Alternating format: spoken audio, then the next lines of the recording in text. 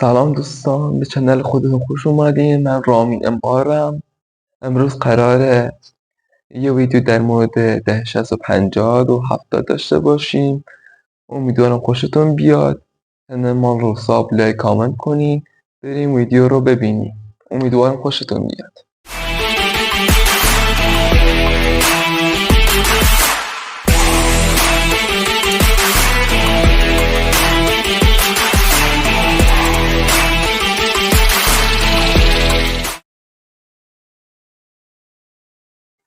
اولین ویدیو رو بریم ببینیم. یادش بخیر. حالا این بیشتر مال دهه 50 و 60، حالا دهه 70 کمتره. اون موقع که کولر و اینا نبود، مردم بیشتر با دستمال یا آب یخ و اینا میذاشتن جلوی پنکه که هوا خیلی خنک‌تر بشه. واقعا آدم یاد چیزایی میفته. بریم دومی عکس رو ببینیم. بیشتر تربیت بچه های دهه 50 و 60 و 70 با این بود. جاروهای مادرمون یادش بخیر، هر وقت پر رو بازی اینا در می آوردیم، با این جارو خوب کتک می خوردیم. کارهایش خیلی زیاد بود. این بود دمپایی بود. یادش بخیر.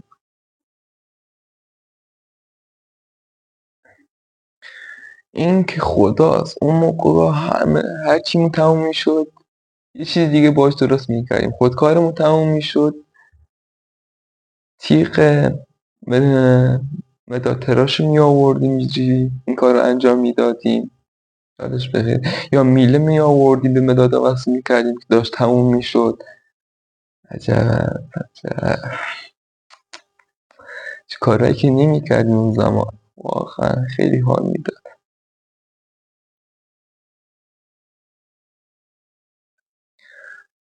این پاکونا هممون ازشون داشتیم، اونایی که در 50 60 70. یه نوع پاکون بود، میگفتن خودکار رو باهاش پاک میکنه. خدا شاهد ورقو یعنی تکه تکه میکرد ولی پاک نمیکرد. وای خدا بعد پشت مدادا، منم نمیدونم هست یا نه، پشت مدادامون همیشه یه دونه پاکن داشت. همیشه هم میجویدیم هممون. یا خودکار بود یا مداد و هممون میجویدیم برای خودمون. عجب زندگی واقعا خیلی حال میداد اون موقع. این دمپایی یادش بخیر، موقعی که فرشوینا میشدیم یا خیس میشه کلا لیز میخورد، پامون ازش میومد بیرون. بعد اون موقع ده 70 جلوش هم بسته بود بعضیاشون، ولی اینا جلوشون بازه. جلو بسته ها پامون عرق میکرد، یه صدایی میومد اصلا عجیب. عجب یادش بخیر. نمیدونم چقدر زمونه خیلی تغییر کرد. الان چی شده، اون موقع چی بود، واقعا دلخوشیامون چی بود. یادش بخیر.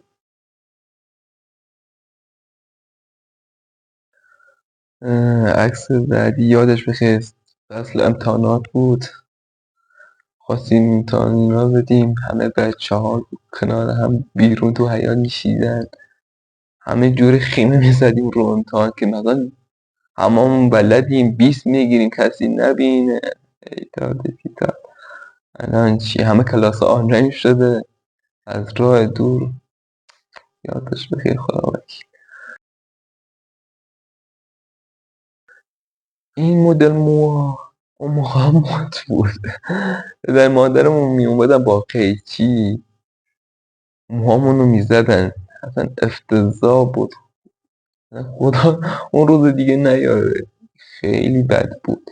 یعنی یه شونه میآوردی همینجوری میزدن، یه طرف بلند یه طرف کوتاه اصلا. بعد هم به هم دیگه میخندیدیم، میگم مدل موهای اینو نگاه کن. عجب.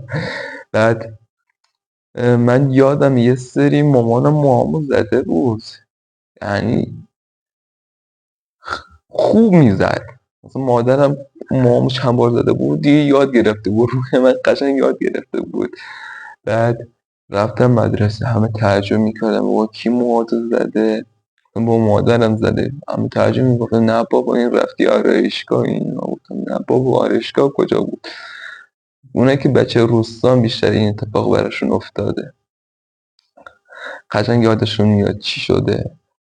یا یه جامی میذاشتن رو سر، دور اطرافش میگرفتن بالاشو میذاشتن، یا یه ذره این جلوی سر بود میذاشتن. خیلی دلخوشیامون این بود واقعا.